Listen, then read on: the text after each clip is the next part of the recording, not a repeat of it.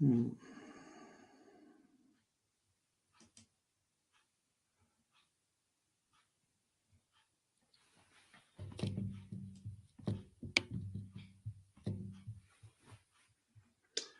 Hello, everybody.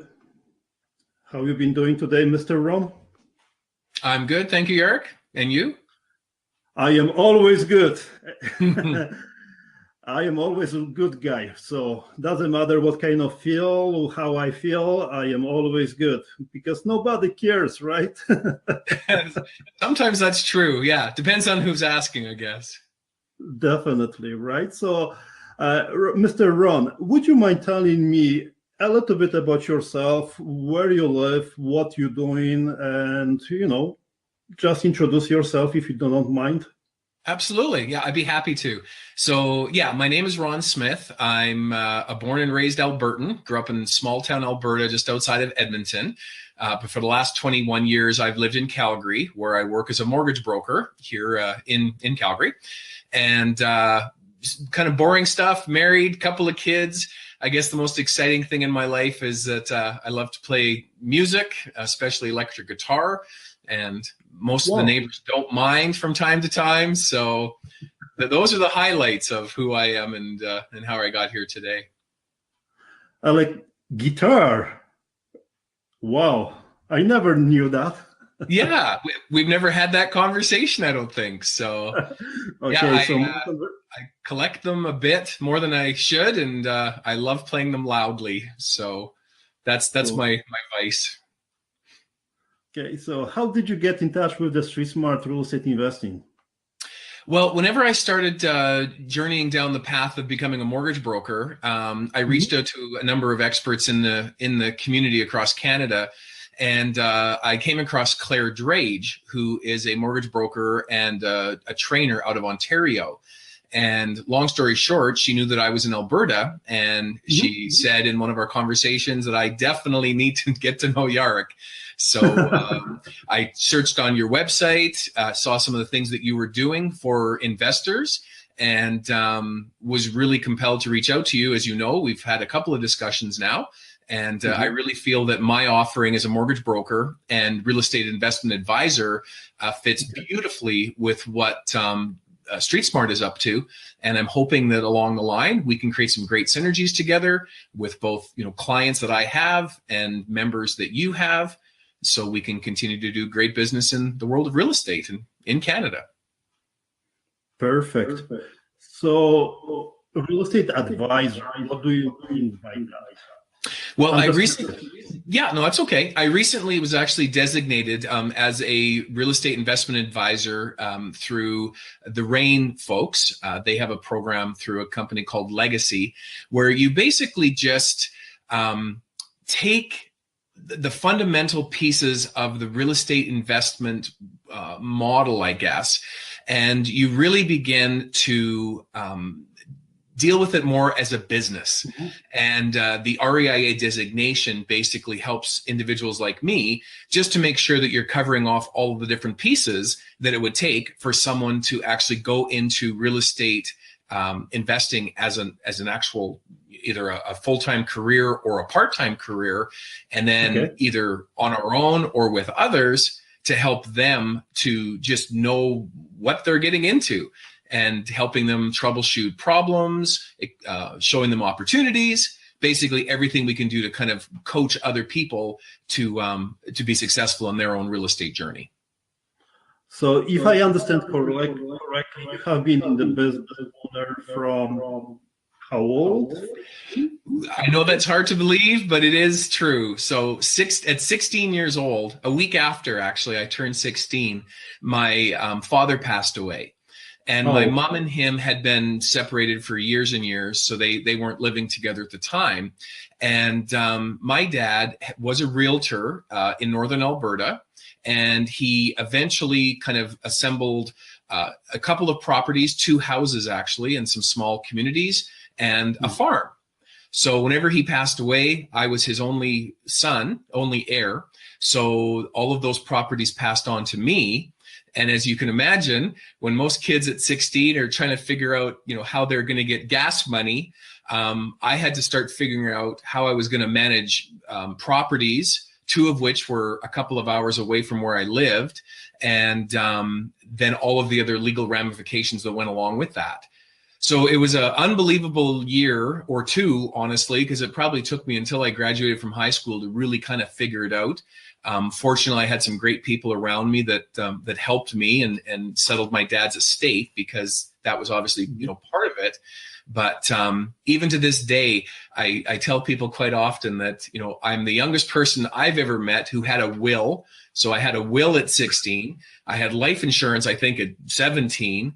And really got a firsthand view of what it took to be a landlord and a real estate investor at a very, very young age. So this is your first year as a mortgage broker. Yeah. Why that kind of profession? Well, and many of my friends are asking me the exact same thing, Jarek, just for the record. So I guess the short version is, about a year ago, I came to a place where I really felt that I needed to transition into something that I would do for the rest of my life. I've been an entrepreneur since I was 15 years old. And I should probably mention, by the way, that's where the whole rock and Ron thing comes from. When I was actually going into grade 10 of my beginning days of high school, before I became a landlord, I decided to start a mobile DJ business, and I began playing music at my high school dances. So eventually, I ended up doing a bunch of stuff around my community and all of the dances. And somebody somewhere coined the phrase rock and Ron. And even to this day, literally, whenever I call folks from my hometown, if I called and said, hey, it's Ron Smith, how are you doing? They would probably say, who? But if I say, hi, it's Rock and Ron calling, instantly they know who I am. So that's lasted well. Anyway, sorry, that was a sidebar. So about a year ago, again, was going through a time of transition, really trying to figure out what I was supposed to be spending the rest of my days doing. And real estate investing continued to come up on the top of the list. So along with looking at Street Smart and some other avenues to just kind of re-engage with the educational component, I began looking at things a bit more strategically. And I said to myself, what would be the one thing that would minimize my opportunity in professional real estate investing? And it kept coming back to money. And this as an investor, and many on our time together today will have the same experience. Money can sometimes hold it up. So I said to myself, if I had access to unlimited capital, that would then provide me potentially with unlimited opportunity. So unlimited capital, unlimited opportunity, what would that look like? And in my world, it was joining the world of the mortgage brokerage. So again, my father was a realtor. My brother actually is a realtor. I've got many friends across the country actually who are in the real estate business, but it was always a lifestyle that I just never really thought would be a good fit for me. But mortgage brokering is an excellent fit for me. So I'm very excited. I've been licensed again this past year, have done a ton of training, and I really feel that it's the proper path that I should be on. Okay, so you are leaning towards real estate investors or also first home buyers. I'm just very curious your perspective about, how you can serve in real estate investors. To be honest with you, that's the primary goal. No, great question. Well, and ultimately, at the end of the day, the financial part is all generally the same, at least, through the application process, et cetera, for everybody, whether you're doing a first time or refinance, whatever it may be. So the difference that I approach it from the perspective of real estate investing, and where I really believe that I am a much stronger advocate for investors than many other mortgage brokers out there, is because I've spent 35 plus years as a business owner. So if I can work with people, either seasoned investors that already know this or new investors who maybe quite haven't figured it out yet, if I can help them to understand that real estate investing, yes, it can be done part-time, but it cannot be done as a hobby. It's a business. and it needs to be something that the proper checks and balances are put into place in order to do it well. So when it comes to real estate investing, and again, you know this, Jarek, through your affiliations, most of the banks are asking different questions or are very hesitant to talk to people who want to build a large portfolio. In many cases, once you top out, 3, 4, maybe 5, depending on the bank, that's kind of it. They're capping your opportunity because of the model that the banks actually have in place.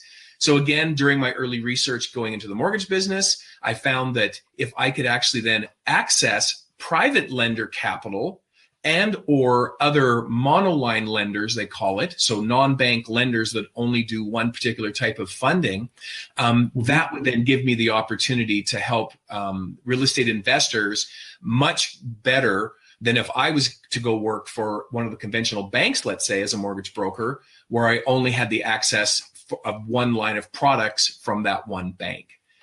So it really, it's exciting whenever I'm talking to folks, because even in this journey and where I'm at today, I've been investing. I've been a hard money lender myself more than I have been a real estate investor. So I have no properties at this moment, but that will be changing.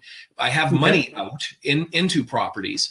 But as I began to acquire my portfolio as well, because of my business background, I already know what that's going to look like. And then I can help other investors to do the exact same thing to get them up to speed quickly and to get the financing that they need in order to actually maximize their plan and not be limited by somebody else's rules.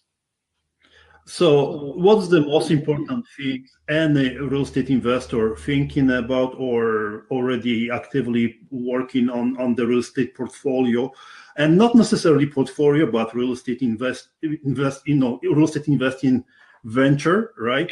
Should know about from the financial perspectives? Okay. Well, let me give you, I'm going to put on 2 hats right now. So first of all, I'm going to put my entrepreneurial hat on. So my entrepreneurial hat says, if you have a dream that you feel strongly that you want to realize, then you just need to go for it. So figure out what it's going to take in order for you to get into your very first property. Part of that's going to be knowledge and education, which I know you can help them with. Part of it is mentorship and just encouragement, which you also can help them with. But it's finding a group of people or 1 or 2 people that you really want to partner with, so to speak, to get some of that information so that you understand what you're doing. So you don't make horrible mistakes, which could cost you, in some cases, everything. So you want to go into this with your head up, your eyes wide open, and you want to make really good strategic decisions about who you actually work with along the way. So that's my entrepreneurial side. My mortgage broker side now says, if there's one limiting factor that I've seen across the board with especially new investors, like just the ones starting into this business, it is poor credit. So you need to protect your credit at all costs. My mom told me that for years, and she had stellar credit. I didn't always follow what she said, and sometimes it wasn't always stellar, but I always tried my best to pay my bills and to make sure that my credit worthiness was secure. And I see it now almost daily with clients that I'm working with, that especially in today's world, as we'll talk about in a bit, just because of the changing rules in Canada, you have to be an excellent risk of either your own home or as an investment property in order for lenders to take you seriously. And there's really no difference when you start getting into larger properties, like the multi-unit properties or working with joint ventures. They're going to want to know that the people that they're partnering with have their financial house in order. Because if you don't, or if they don't, it could be disastrous in the course of the process of either securing a property, finding investors to help you finance that property, getting a mortgage traditionally through someone like me, whatever that may be. So I actually offer selectively, but credit counseling services for individuals. So if people do need some help just knowing, where they're at and where they need to go in order to improve their credit, I can definitely help, because there's been times in my journey when my credit has been horrible, and there's other times, like now, thankfully, where my credit is sensational. And it's so much easier to have opportunities present themselves whenever you are perceived as a good risk to lending partners. So we understand that many investors will be facing the challenges of being not approved by the banks traditional way. The reason being is there's too much liability on their shoulders, right? And offering the private money joint ventures is one of the primary keys of utilizing and expanding the real estate investing journey, right? Yeah. So I am very, very much into no liability, no headache kind of real estate investing strategies, right? So that's one of the things which I would like to emphasize during that conversation, that you need mortgage brokers on a regular basis, and you should build the good platform of professionals where they can help you when you need that help, right? And Ron, sorry, we can agree about that. Absolutely, yeah. Putting liability on your shoulders and putting the praying that the market will be up and will be successful is one of the challenges which will be scares everybody, right? Yeah. So having a turnkey solution, this is how many properties you can acquire, this is what will be happening, and then at that stage, if you want to go to the multi-unit, this is what will be happening. And your suggestion is very, very valuable about that. So let's talk about bad things happened. Yeah. And bad things do and will what happen. Kind of mistakes? What kind of mistakes have you done, right, by being a real estate investor? And can you change them? What would you suggest? Well, on the people side of it, I guess I'd like to maybe start there. And that is sometimes as landlords, especially new landlords, we get caught up in the whole idea that the people who are our renters are, well, I don't want to say they're not like family, but that they're more than what they may think they are. So in our world, we're trusting this person with our property. We want them to look after it. We want to look after them. And sometimes we can kind of enter into a relationship that may be one-sided. Although it does happen on the other side where there's some really bad landlords out there and renters, really want to stay at a property and go on forever and ever. But anyway, I'm moving off topic, so let me get back to it. So sure. Again, keeping in mind that real estate investing is a business, you need to treat your tenants like you would any other business relationship. They are customers. So you want to make sure that they're happy, because you want happy customers. You want repeat customers. So you want people who are going to pay their rent month after month, year after year. And that's part of your job as a landlord, is to make sure that happens. But you also want to deal swiftly, but fairly with any issues that may come up during the time that they're with you, and not being lackadaisical about it or wishy-washy. If somebody doesn't pay their rent, depending on what province you're in, there is a certain process that you need to follow. And even though, we may have had a renter for 2 or 3 years, and, someone may have lost their job, or one of the kids needed braces, or whatever that situation is. And as humans, we can feel compassion to them and really sympathize with their situation. But at the same time, you have a business to run.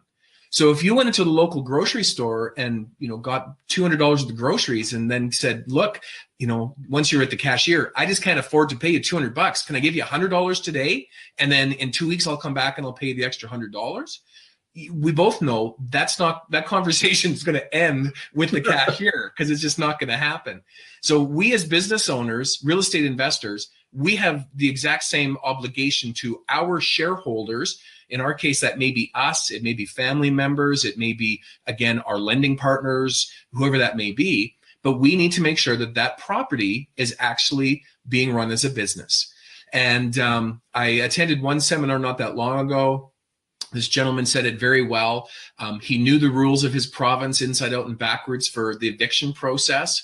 And he was a wonderful, nice, compassionate man. So what I'm about to say was not done in a hurtful manner. But literally, if somebody missed their rent, the very next day, he would go and serve them with an eviction notice. And he would basically say something like, you know, I'm sorry I have to do this. I know you're good for the money. Like, I know you're going to pay it.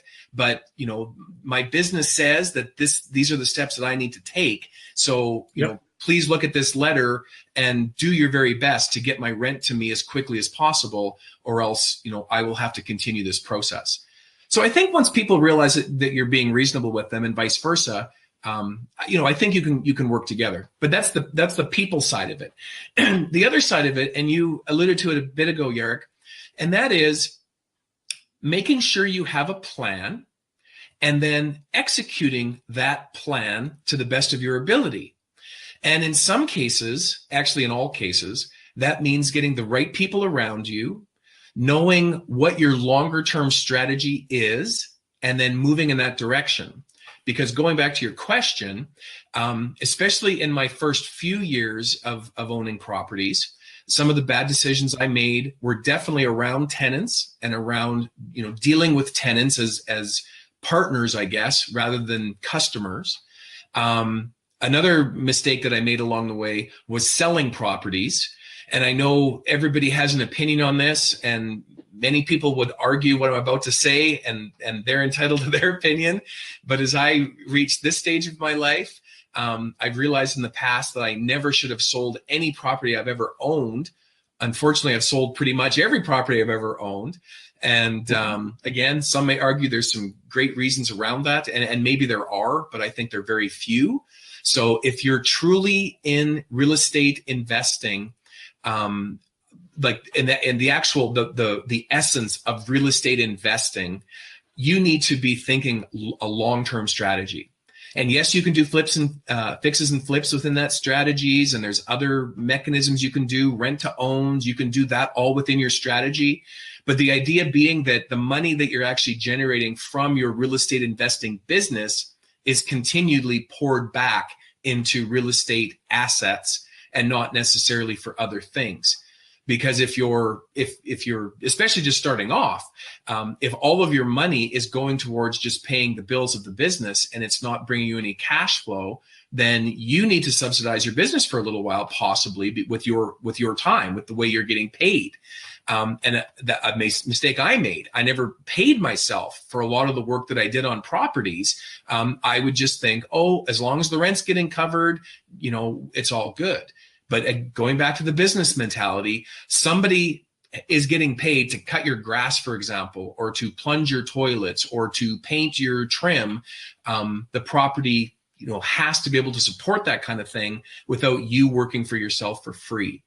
Now, again, I understand, and especially in certain markets across Canada today, you know, rents have maybe dipped. So there's not possibly extra money in there for now in order to do that. And short term, I understand. But long term, that business definitely needs to be operating itself and paying for itself and generating a profit for its shareholders. And that means that other people are getting paid to do the work and not you having to do it for free on your own. So there's a few lessons learned in that little chunk of information. I agree with you 100%. I believe that there is and everybody knows that there's active income and passive income, right? So whoever is asking me about the feedback, what will be the best option to start real estate investing and how you should structure the logistics is primarily people which are starting with it. They don't have as much money as a budget to start real estate investing, and you mentioned that. So I do encourage to work as much as possible on the marketing aspect of it, get as many leads, deals coming in through your pipe, and expanding and building the the active side of the business, right? With interacting with the knowledgeable investors, which they can help, support, provide feedback, interact, and provide quality suggestions and feedback how the deal can be structured, right? And then among many deals coming in through the pipe, if the deal is right, if the deal makes sense, then you can transfer to the passive income, get the mortgages, get the financing, get joint ventures, right? And then that particular property, investment can be transferred to the passive, right? And I agree with you 100%, right? So that's one of the things which not many people are understanding the principles of real estate investing, because they're thinking that they have taken the rent-to-own program and then they will do rent-to-own program, right?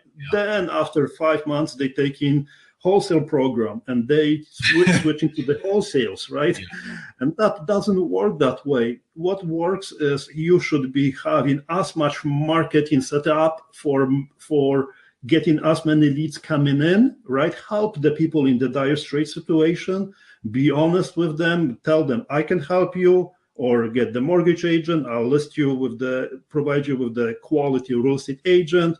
I will get you financed with the qualified and the best mortgage broker in the area. And then in case if we can make money, bingo. If we cannot, be honest with it, right? So I agree with you 100%. And that's one of the experiences which I would like to elaborate and tell everybody else. Don't shiny things, they don't work well. You have to have a system in place, right? Okay. And that's the importance of planning. And again, at 17, even 18 years old, I'm not going to beat myself up because I just didn't know any better. But now I do know better. And I know how important it is to actually have a long-term strategy for your real estate investing business. Because then those things you just said, they can actually fit into your long-term plan. Maybe doing something different every 6 months, isn't a bad idea. I wouldn't probably recommend it, honestly, but maybe for your plan, it's not a bad idea as long as it's part of your plan. So if you say, okay, in 12 months from now, I'm going to take a course, I'm going to learn how to do rent-to-owns, and I'm going to buy 3 rent-to-own properties. Great, because that's part of your plan. And maybe 10 months in, you're having so much fun with fixes and flips, you decide, you know what, I'm going to actually push that off for another year. So in 2 years, I'm going to take a course or find a mentor and do that kind of thing. But so much of what I've seen with real estate investing is reactive. People, get excited and they get all hyped up. And even now, as I watch the internet and look at, ads here and there, newspaper for all of the real estate seminars that are on right now, they're filling rooms of hundreds, if not thousands of people who then buy the program and go out to change the world. But it's not quite as simple as that. You need to have other processes and people around you. And it's just part of an ongoing thing. It can't be a rash decision. You need to have a good executable plan in order to make that work. To elaborate about those courses,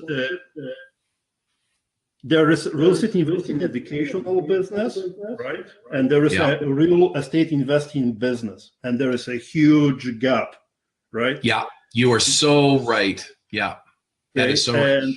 I will mention our vision from the Street Smart Real Estate Investing, my group of the companies. Our goal is to bridge that gap, to build the bridge between those two, right? If you have taken the courses, but with all the respect, I know without even seeing the ads, right, that this weekend happened foreclosure course in our area, because I see for 2-3 weeks max Kijiji ads, right, structured the same way. Every ad is the same alike because they provide the templates for the courses, and then unfortunately those ads fading out, right? Because they don't have a plan, right? They are getting excited, and then they're getting not executing the system in place. Everything is about the systems, right? Right? It really doesn't matter how much you know. However, if you know even less, but you have a plan and stable and keep within the plan, and you are not deviating by shiny objects, you have a higher chances of succeeding, right? You go forward, you go backwards, you go still forward, as long, you make 3 steps forward and then 2 steps backward, but it's 1 step forward, right? And don't jump all over from different shiny objects, right? That's what I do really like, what you mentioned about that system in place and having a plan on regular basis, right? Okay. Yeah. Well, so are you taking care? Yeah, please. No, go ahead. Finish.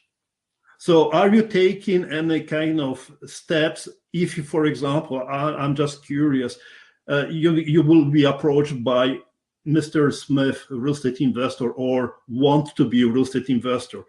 Do you have any kind of system in place? What you do with that particular person? Are you analyzing their process? What are you doing? How are you helping them? Well, and that's definitely part of the process of the advisor part, because in one of my previous careers, I actually spent some time as a business coach. So I got to know a lot about bringing out the best in people, essentially. So I approached my mortgage business with basically that same attitude where, if people come to me and say, basically, what's the lowest rate you can get me on my mortgage or on my multi-unit property? I'm happy to provide that information, but not without me asking a few questions first. And in some cases, that turns into an hour-long conversation over coffee about, what their 10-year plan is. Like, what's the end result of this process? Because chances are it's not just about getting the very best rate today. There's a much bigger why. So as an advisor going into those conversations with a real estate investor, what I try to do is basically provide a holistic approach to kind of all things. And going back to your comment a few moments ago, just about how people, get distracted by shiny objects. I do hear time to time, not often, but definitely, every few months, a story of somebody who got so excited about, taking a program or taking a course or watching an infomercial on TV, whatever it was, that they decided the next day they're quitting their job and they're going into real estate investing full time. And yes, there is a very small percentage of people who can do that have been, wired at birth to basically take on, a massive amount of risk and action. And yes, they actually can get a big reward from that. But most of us, again, going back to the plan, need to start to plan for that. So keep your full-time job, begin investing part-time with some friends and family. Keep your credit history and your credit report sparkling so that whenever you do go to execute your first deal on your own, then you have the capital or the credit, that is, with whatever capital you may have, to be able to put those deals together without having a ton of complication. Because there's a whole different conversation that happens whenever you're a real estate investor that has capital, has income, and has a plan than somebody who just has none of those things and is trying to move forward. So it's very much for me, well, it's actually two parts, I guess. For me, it's a calling. So many people get into this industry to make money, and I definitely want to make money. I'm not, I don't shy away from making money, but I really truly believe that I've been placed in this business to make the lives of people better through, again, 35 years of experience, through the early death of my dad. I've gone through so many different life examples. Even my mom passed away a couple of years ago. So as an adult, I had to deal with that and walk through, the final parts of my mom and dad's estate. So I really try to bring all of that experience together into one place to be able to give guidance and feedback that a real estate investor may listen to or may not. And that's okay, because again, as an advisor, that's what we have to do. We have to advise and give the very best information we can. But at the end of the day, it's up to the client to decide, what direction they want to go into. But I do know in my conversations with lenders, with private lenders, and with other people, that are in the industry, part of the team, I definitely have a different approach than a lot of others would, because I'm definitely not a transactional person. I'm a relational person. So I want to know what your 5-year plan is. I want to, know what happened, 3 years ago, whenever you didn't pay your bills 3 months in a row, and it reflects on your credit score. Like, what were you going through at that time? And how could we avoid that from happening again, possibly? So I really try to approach every client as that, in that way.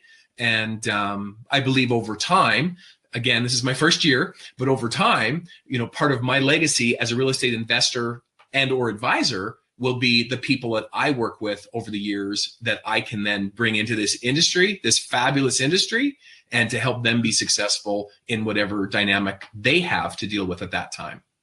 Ron, I can assure you one very important thing. If you're doing the right thing, everybody will know of you, because so many people know of each other. It's so small group of people.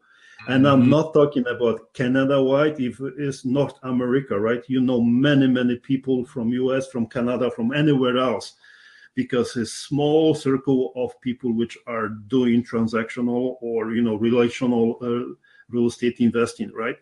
Yeah. Okay. Are you ready for predicting the future? Are you going to give me some tests? Some prediction tests? No, I would like to ask you about what do you think about what will be happening in short term and long term in the real estate investing industry in Canada? Well, and that's a great question. And there's no doubt, at least during my lifetime here in Alberta and in Canada, we are living in very interesting times as it relates to real estate. Actually, as it relates to a lot of things, but let's talk about real estate today. Just this morning, I'm going to pull this up. I had one of the notices come up that says home ownership rates dropping in most major Canadian cities. So good news, bad news for some, and I'll tell you why in a moment, how this relates. But less people are buying homes. Then another thing that came out, this is from Bloomberg, Canada and Hong Kong among the world's 4 riskiest housing markets. Can you believe that Canada is on a riskiest housing market list? And then last but not least, I love this one. This province is outperforming the rest of the Canadian housing market.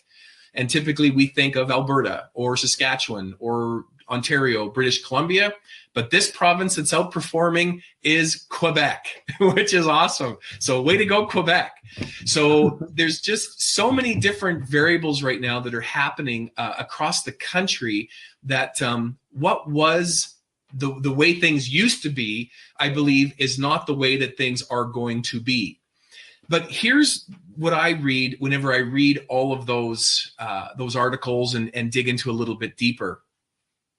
There is likely, or there has been, no better time than now for a real estate investor to be serious about building their portfolio because of the dynamics that are happening across the country. So, for example, let's talk about the first article. Home ownerships are decreasing, which means people are buying less homes. It doesn't mean that people have to live in less homes. It means that they are no longer buying homes at the same level as they were a couple of years ago, 10 years ago. There's a graph. I won't bore you with the details, but there is definitely a decline. So what does that mean? Well, that means that somebody who is in the business of investing in real estate is now going to be not only helping the Canadian economy by propping up some of those rates, because there's still people buying homes. Yes, it may not be the owner that will be living in the home, but an investor who will then rent out that home to somebody else. And then secondly, people still need a place to live. So it's going to fulfill a need on both sides, as a landlord and an investor, but also as somebody helping provide homes for those who are looking to rent.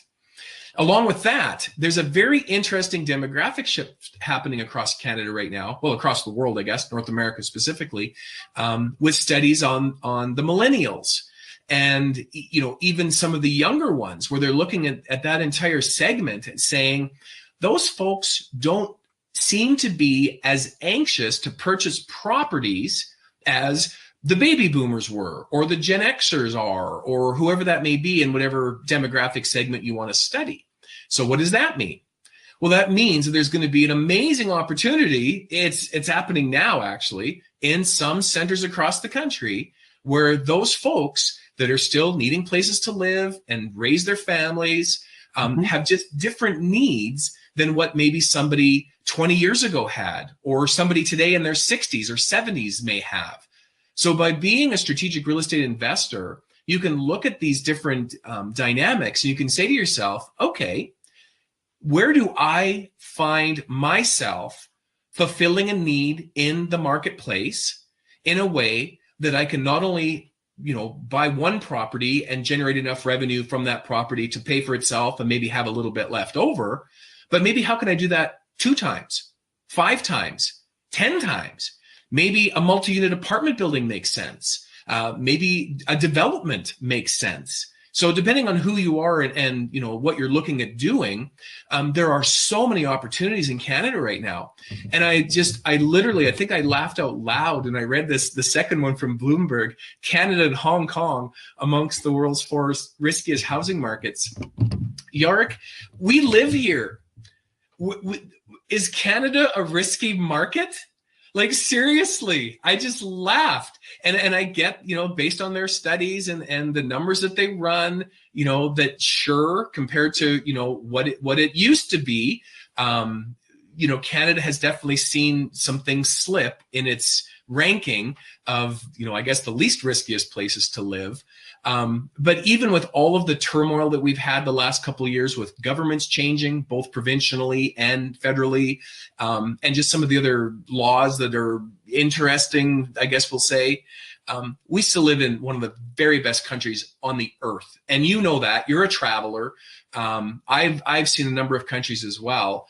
And I think that those things, again, in this market cycle, especially with oil being down still and the economy still recovering in Alberta, I just think it's a sensational time to be investing in real estate. And it will be for the foreseeable future, especially when interest rates are being held low. And there's just so many people that are still coming to Canada from other places that need affordable housing as they migrate into cities and become, Canadians in their own job paths. So I hope I didn't go way off topic, but that is how I see the future of real estate in Canada. I think that I know we are in a buyer's market in most of the major markets across the country, other than a few in Ontario and Quebec. So again, that's great news for them as sellers.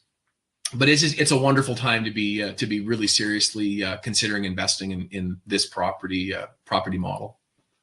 One of the things which I'm always cautious about mentioning is predicting the future. Yeah. The reason being is, as we mentioned, is having a system in place, right? You should know what will happen in your system of real estate investing, inquiry, and venture business. What will be happening when the market will go up? What kind of strategies you should utilize and how you should apply your strategies in order to fulfill and to have an optimal logistics set it up. What if the market is stable? What kind of strategies? How are you going to inquire? How are you going to find the buyers? How are you going to build your portfolio? Or how are you going to utilize your strategies? Whatever if the market will go down, right? We remember those times, 2007, and where the markets were going, up, and then huge down, right? Down. Properties being asked, asking price, and was over bit $100,000 over the asking price. You remember those times, right? I do. Yeah, I do. But what happened then? The market collapsed drastically. Everybody who were speculating, who didn't know enough information, they didn't work with the professionals like yourself, they foreclosed. Yeah. So many people. You cannot imagine that what was like amazing to see that people which they speculated. What I'm saying is speculation is the biggest enemy for anybody. You have to have a clear understanding. These are the numbers. If the market goes up, bingo. If the market goes down, That's what exit strategies will be, right? If the market is stable, you will execute the way how you were planning from before, right?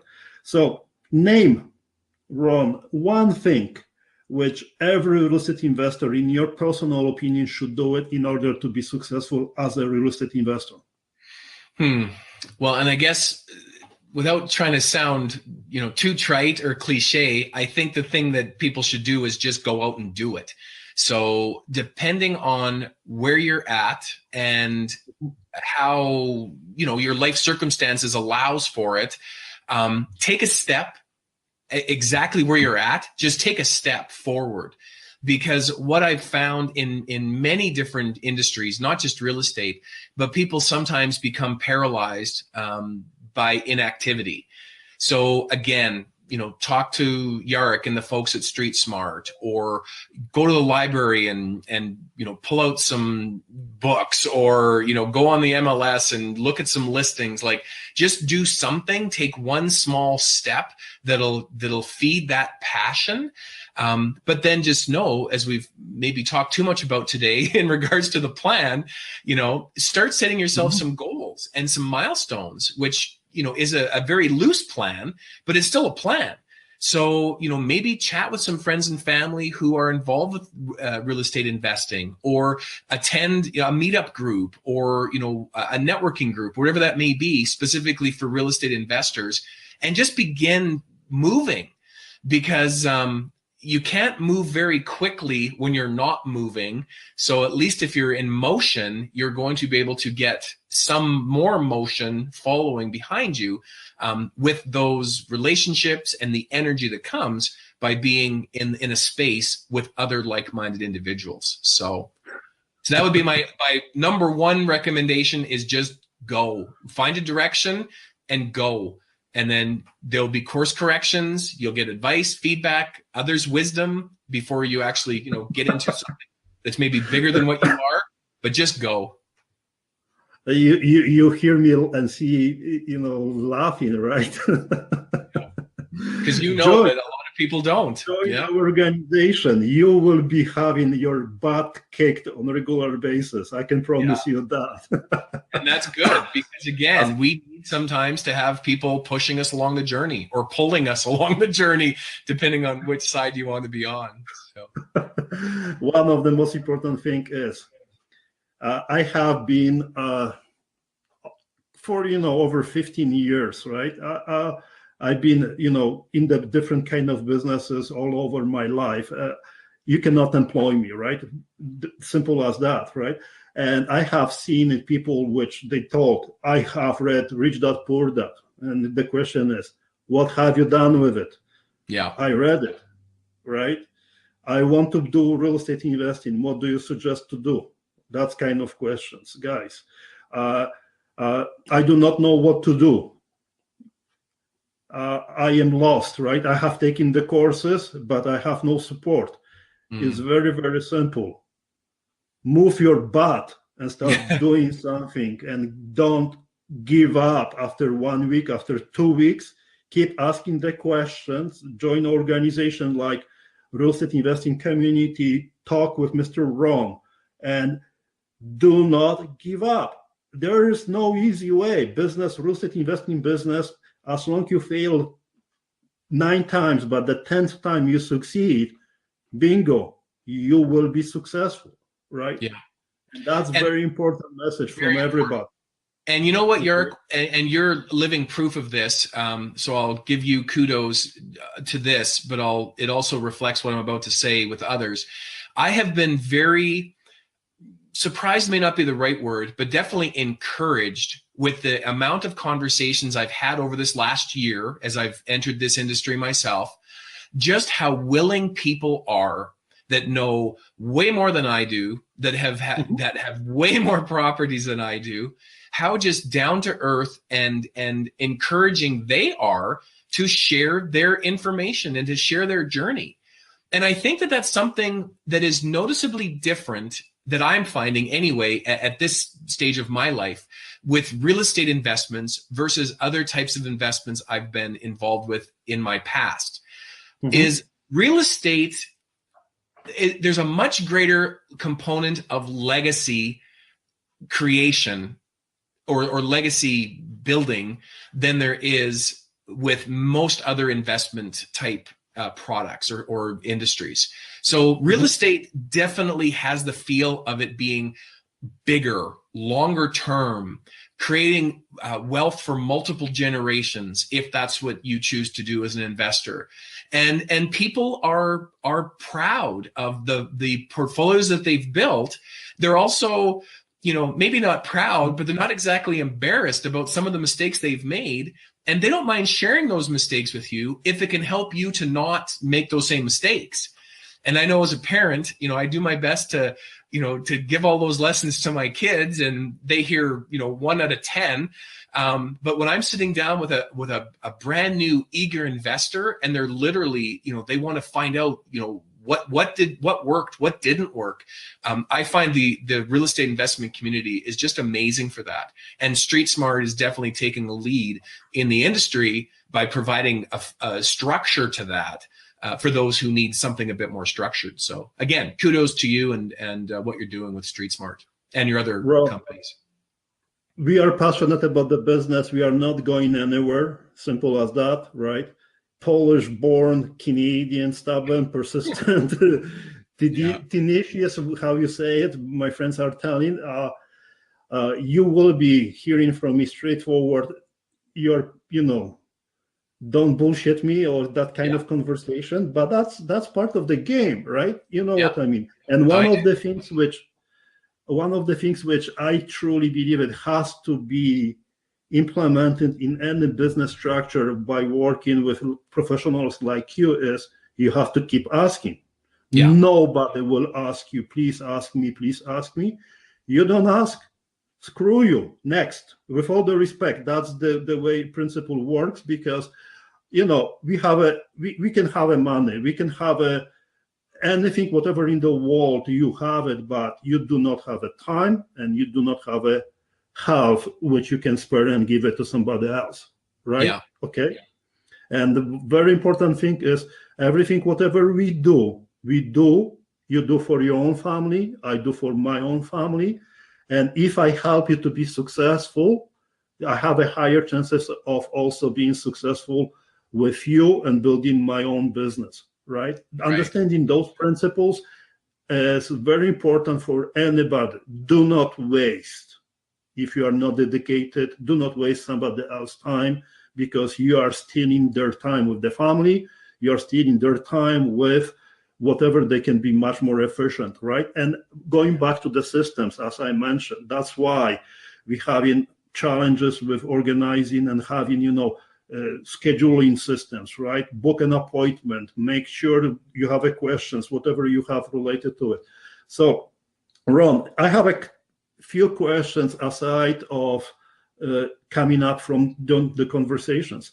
So what kind of, you as a business person, what kind of challenges you have at this moment from the marketing perspective, and how you plan to overcome them? What exactly you planning to be doing in the near future in order to have higher exposure in your business as a real estate broker, as a real estate investors advisor?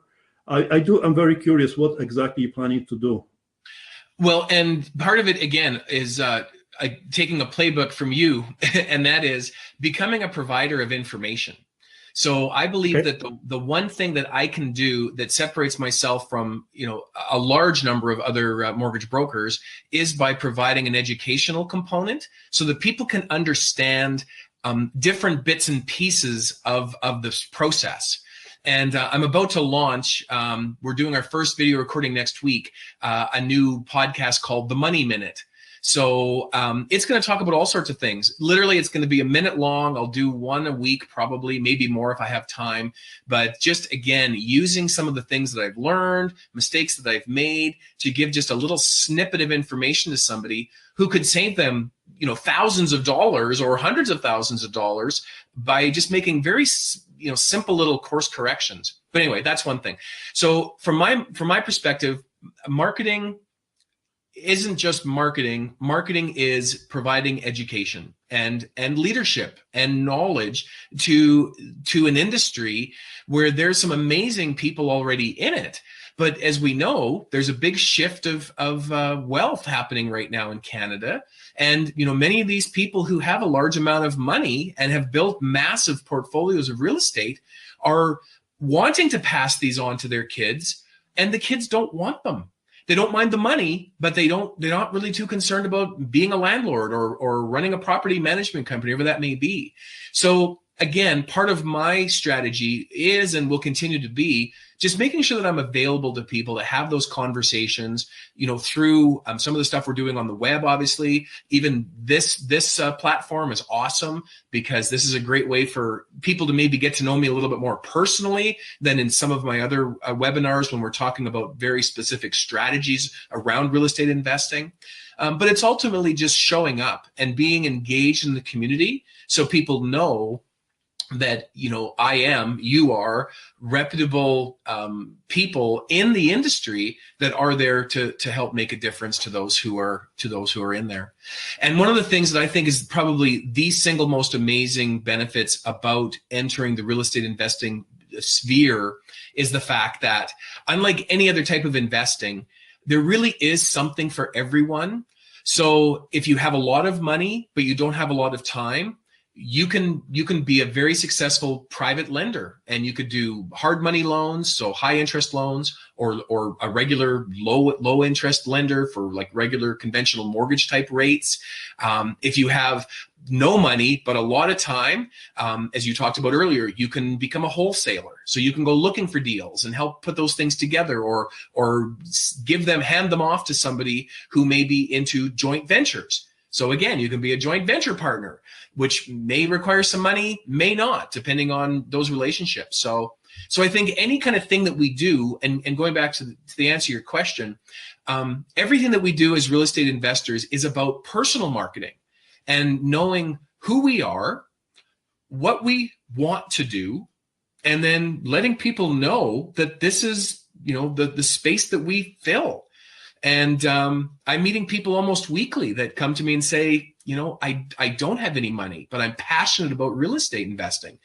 What do I do? So getting certain people together to make those transactions occur, that's an amazing thing about the real estate world. So, but it's staying in this for the long haul. It's continually building your brand with integrity and trust and knowledge, and operating as I've operated every business, with a high level of professionalism, knowing that there's room in any industry for good businesses.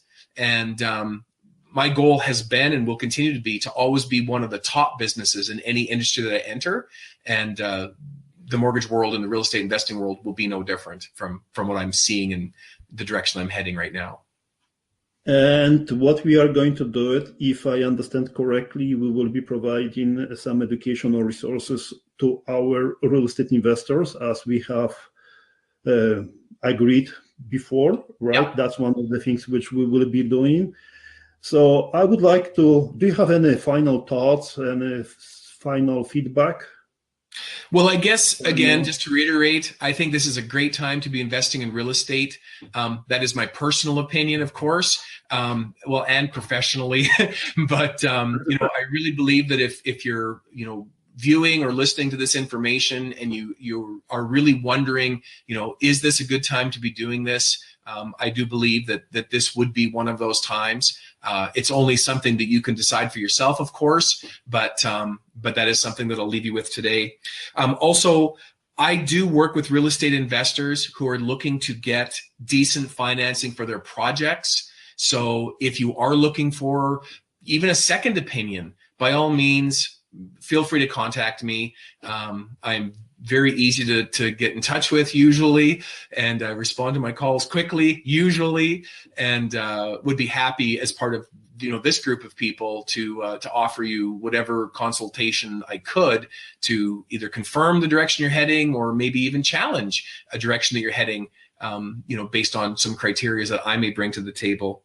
And then lastly, I work with private lenders as well who would like to see a better return on investment than what they're currently getting from other investments. And again, just knowing what we know about the Canadian economy the last couple of years, and the people that have a more clear crystal ball than I have seem to think that we're still in this for a little while longer.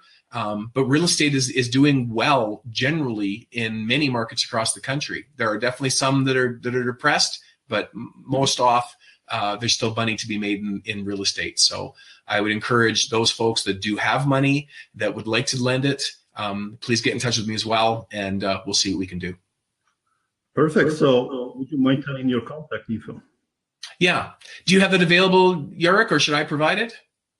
Yeah, you provide. Okay. So I'm in Alberta, as I mentioned, but I can talk to people across the country. So best number to reach me directly is on my cell phone, which is 403-236-6767. That's 403-236-6767. My company is actually called House to Home Mortgage, and you can find me at r.smith@h2h.mortgage.com. So fire me an email, and I'd be more than happy to give you some of my time and answer any questions that you may have about the financing part of things or about the investing part of things. And at the same time, you can join our organization, realestateinvesting.community, where Ron will be available anytime if anyone has a questions about mortgages, real estate, financial side of it. And I would like to conclude. Perfect. I am very, very happy to have you on the board, Ron, and looking forward to working with you on a regular basis. Thank you very much. Thank you very much. And I'm looking forward to the same thing.